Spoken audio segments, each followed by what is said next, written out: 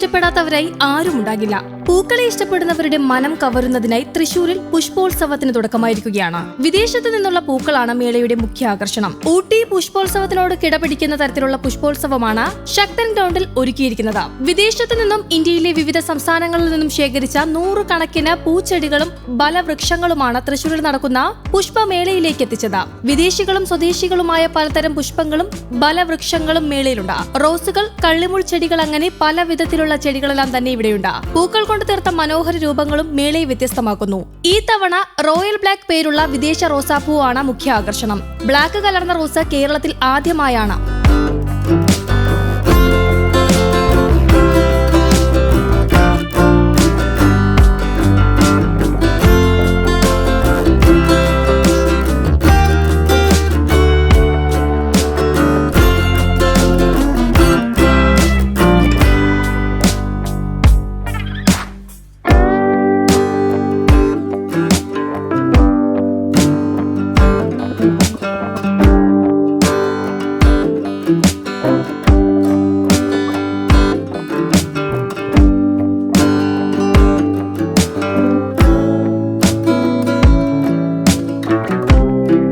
വ്യത്യസ്ത രൂപങ്ങൾ കോർത്തിണക്കി ബോൺസായി മരങ്ങളും ഒരുക്കിയിട്ടുണ്ട്. 350ഓളം ബോൺസായി തൈകൾ മേളയിൽ ഒരുക്കിയിട്ടുണ്ടെന്ന് സംഘാടകർ പറഞ്ഞു. തങ്ങൾ നേരിട്ട് പോയിട്ടാണ് ചെടികൾ മേളയ്ക്കെത്തിച്ചതെന്ന് സംഘാടകർ കൂട്ടിച്ചേർത്തു.